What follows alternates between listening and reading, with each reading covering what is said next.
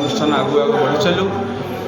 ସମସ୍ତ କର୍ମକର୍ତ୍ତାଙ୍କୁ ଏଭଳି ଗୋଟିଏ ଜିନିଷ ଆୟୋଜନ କରିଥିବାରୁ ବହୁତ ବହୁତ କ'ଣ କହିବା ପା ଆଜି ଯେଉଁ ସୁନ୍ଦର କାର୍ଯ୍ୟକ୍ରମ ଆପଣ ବି ସମ୍ମାନିତ ହେଲେ କେତେ ଖୁସି। ଯାଉ ବିବେକାନନ୍ଦ ବାରିଙ୍କର ଯେଉଁ ମହାନତା କ'ଣ ରଖିବେ ବାର୍ତ୍ତା ଆଜି? ବହୁତ ଖୁସି ଲାଗିଲା ଯେଉଁ ସମାଜ ସେବା କାମ ପାଇଁ କରୁଛନ୍ତି ପିଲାମାନେ ବହୁତ ମାନେ ଆଗ୍ରହ ଲାଗୁଛି। ଆମେ ତ କରିପାରୁନୁ ସେମିତି, ଯାଉ ସେ ସମୟ ବାହାର କରି ସମାଜକୁ ଭଲ ଶିକ୍ଷା ଦେଉଛନ୍ତି। ଆଉ ମୁଁ ତ ସମ୍ମାନିତ ହେଲି, ଭାଇତ ହେଲେ ବହୁତ ଖୁସି ଅଛି।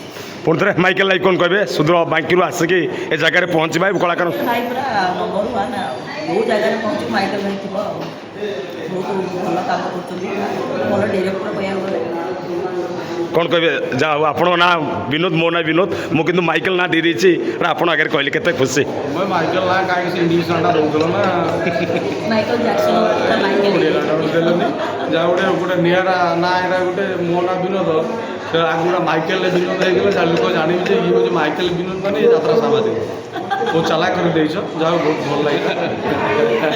ଯାହା ହଉ ଏ ଅନୁଷ୍ଠାନ କର୍ମକର୍ତ୍ତାଙ୍କୁ କ'ଣ କହିବେ? ଯାହା ହଉ ତାଙ୍କର ଏତେ ସୁନ୍ଦର ଭାବରେ କାର୍ଯ୍ୟକ୍ରମ ବହୁ ଆଡ଼ମ୍ବରରେ ପାଳନ କରୁଛନ୍ତି, କ'ଣ କହିବେ କର୍ମକର୍ତ୍ତାମାନଙ୍କୁ? ବହୁତ କର୍ମକର୍ତ୍ତା ତ ବହୁତ ବହୁତ ଧନ୍ୟବାଦ, କାରଣ ଏଭଳି ସମାଜସେବୀ ଏ ସମାଜରେ ବାହାରିବା ଦରକାର।